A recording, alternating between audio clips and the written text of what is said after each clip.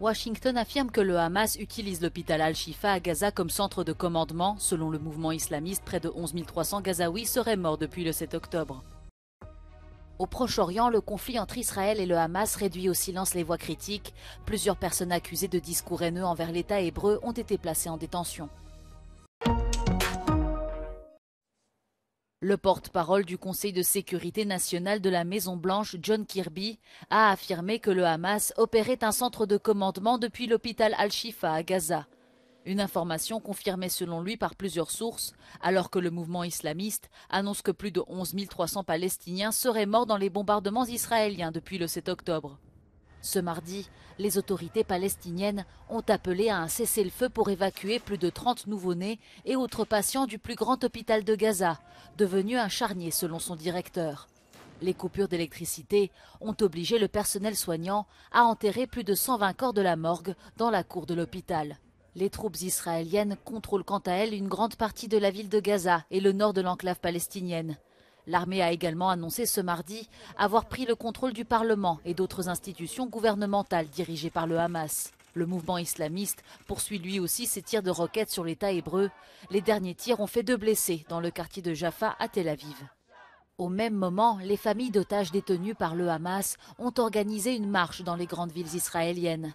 Les participants exigent que le gouvernement approuve d'ici mardi soir un accord pour ramener leurs proches à la maison. Ils demandent également au Premier ministre de ne bloquer aucune négociation. Au Proche-Orient, alors que la société civile israélienne est encore sous le choc après les attaques du Hamas du 7 octobre dernier et que les troupes de Tsahal continuent leur offensive dans la bande de Gaza, les voix dissidentes ont été réduites au silence. De nombreux Palestiniens affirment qu'ils ont peur d'être arrêtés s'ils parlent du conflit. Et les Israéliens critiquent à l'égard des actions du gouvernement, notamment des professeurs d'université, des journalistes et des politiques ont été pris pour cible, comme la politicienne israélo-arabe Aïda Touma Suleiman, qui a pourtant condamné l'attaque brutale du Hamas. Selon elle, dénoncer les bombardements à Gaza est un sujet sensible. I don't have walks with my grandchildren anymore because I don't want anybody to know that they are my grandchildren. There's a huge incitement against anyone who dares to protest against this war or to even reveal a little bit of empathy toward what is happening in Gaza. We are not allowed even to cry for a Palestinian child who is killed there. Plus tôt cette année, un groupe de travail chargé de surveiller les discours haineux contre l'État d'Israël a été créé par le ministre de la Sécurité nationale, Itamar Ben-Gvir. Ces dernières semaines, la justice israélienne a confirmé la détention provisoire de personnes accusées de discours haineux, une décision justifiée selon elle par le conflit actuel avec le Hamas. Amir Badran et Itamar Avneri œuvrent tous les deux en faveur d'une approche commune pour lutter contre la peur et la haine et rapprocher les deux communautés. Both sides, I'm afraid. Jews and Arabs are afraid. But Arabs are still being threatened. Many arrests are done to young people, and not only to young people, because of really nothing that they were doing on the social networks. A like that they put, or a simple picture that they had, and they're immediately taken for terrorists, or people that are supporters of Hamas. Jewish people are very anxious, they fear, they are very, very afraid. There's a war in Gaza. People are also anxious, especially between Jews and Arabs. It's very natural, but we are trying to de-escalate it and to prevent violence to erupt. Un responsable du gouvernement israélien a déclaré à Euronews que les autorités surveillent les incitations à la haine et enquêtent sur chaque cas.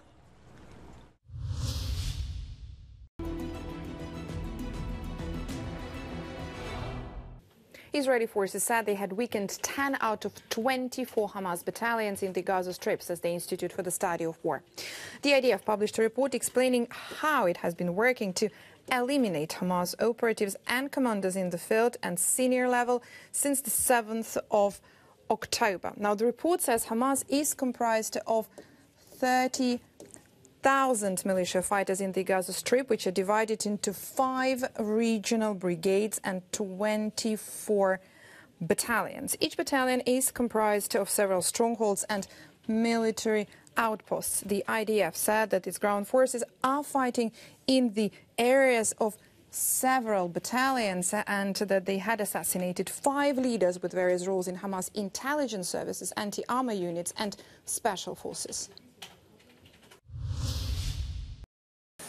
C'est une promesse de l'Union européenne, fournir 1 million de munitions à Kiev d'ici le mois de mars. Mais jusqu'à présent, elle a atteint seulement 30% de cet objectif. Les 27 ministres de la Défense se sont retrouvés mardi à Bruxelles avec l'inquiétude de voir les Européens ne pas tenir cette promesse. Die Frage, ob 1 Million jemals realistisch war, wäre eigentlich die richtige. Es hat Stimmen gegeben, die gesagt haben, Vorsicht, 1 Million ist leicht zu beschließen und das Geld ist da, aber die Produktion muss da sein. Die mahnenden Stimmen haben jetzt leider recht. Wir haben mit unseren Rahmenverträgen einen großen Teil beigetragen und werden das auch weiter tun. Wir sind in Gesprächen mit der Rüstungsindustrie. Die Produktion muss hochgefahren und beschleunigt werden. Das ist das Gebot der Stunde. Das heißt, Sie gehen davon aus, dass das Ziel nicht erreicht wird? Die 1 Million werden nicht erreicht, davon muss man ausgehen. Pourquoi l'Union est en situation de ne pas tenir son engagement? Les États membres ont principalement puisé dans leur stock et ils doivent désormais produire ces armes. Selon des analystes, l'artillerie ukrainienne utilise environ 45 000 obus par semaine. La totalité de la production annuelle de l'Union européenne pourrait être consommée en l'espace de 2 mois. Augmenter les capacités de production nécessite des financements qui soulèvent là aussi des questions. Ένα από τα προβλήματα αυτά αφορά την αμυντική βιομηχανία, η οποία χρειάζεται να έχει μία διαβεβαίωση από τα κράτη ότι δεν θα επενδύσει άδικα, δεν θα επενδύσει πόρους για καινούργιες γραμμές παραγωγής και μετά από 2 χρόνια θα έρθουν τα κράτη-μέλη, οι κυβερνήσεις και θα τους πούνε δεν χρειαζόμαστε άλλα πυρομαχικά. Μπορεί οι μεγάλες βιομηχανίες να μπορούν να αντλήσουν χρηματοδότηση από τις διεθνείς αγορές ή να έχουν δικούς πόρους για να επενδύσουν, αλλά οι μικρότερες θα πρέπει να απευθυνθούν στα ευρωπαϊκά τραπεζικά ιδρύματα. Όμως, οι ευρωπαϊκές τράπεζες δεν δανείζουν στις αμυντικές βιομηχανίες ως αποτέλεσμα του συστήματος taxonomy και του ότι έχουν χαρακτηριστεί ως non-sustainable οι αμυντικές βιομηχανίες. À ces difficultés s'ajoutent d'autres problèmes comme le manque de main-d'œuvre qualifiée et les machines nécessaires. Malgré ces obstacles, le commissaire européen en charge du marché intérieur, responsable des capacités de production, reste optimiste. Thierry Breton estime que tout est désormais entre les mains des États membres. L'objectif de produire plus d'1 million de munitions sur une base annuelle que nous avions pris et qu'il soit atteint à partir du printemps sera tenu. Maintenant, c'est aux États membres de passer les commandes. Les interrogations se font plus fortes alors que la guerre entre dans une phase délicate pour l'Ukraine avec l'arrivée de l'hiver. Les États-Unis assurent que la Corée du Nord a livré à la Russie plus de 1000 containers d'équipements militaires et de munitions pour permettre au Kremlin de poursuivre son invasion.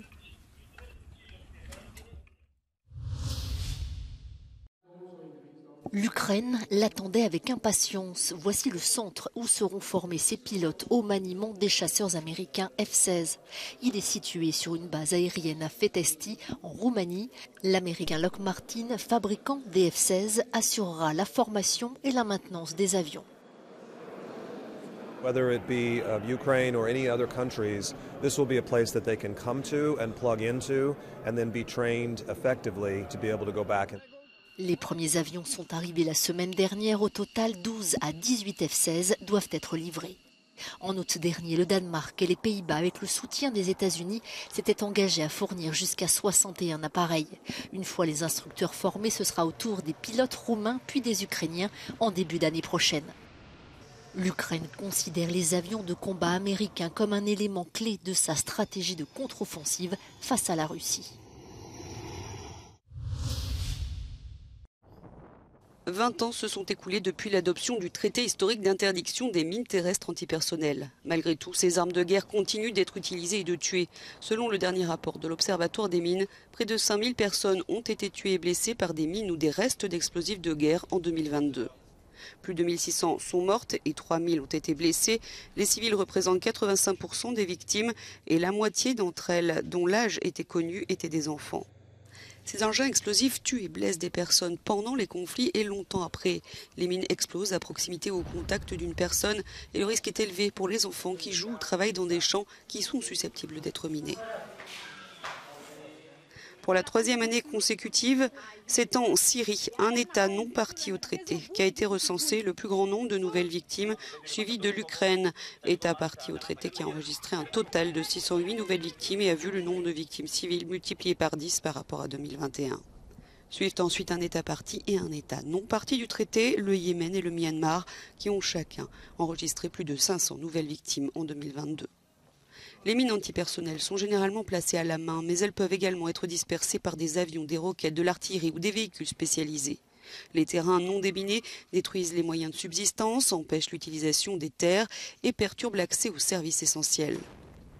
Au moins 60 États et autres territoires sont encore contaminés par des mines antipersonnelles. En tête de cette liste figurent l'Afghanistan, la Bosnie, le Cambodge, la Croatie et l'Éthiopie. Viennent ensuite l'Irak, la Turquie et l'Ukraine. 164 pays ont ratifié à ce jour le traité d'interdiction des mines, mais tous sont loin de le respecter. La Russie, qui n'en fait pas partie, a massivement utilisé des mines antipersonnelles en Ukraine depuis qu'elle a envahi le pays en février 2022, une situation sans précédent. À peine élu, le nouveau Parlement polonais s'attaque à un totem, le droit à l'avortement. La gauche a déposé 2 projets de loi visant à légaliser l'IVG, actuellement l'un des plus restrictifs d'Europe. La proposition permettrait une interruption de grossesse jusqu'à la 12e semaine de gestation. L'autre dépénaliserait l'aide à l'avortement. La légalisation de l'avortement était une promesse de campagne de 2 des 3 formations pro-européennes de centre-gauche qui ont remporté les législatives. Actuellement, les IVG ne sont autorisées qu'en cas de viol ou d'inceste ou lorsque la vie de la mère est en danger.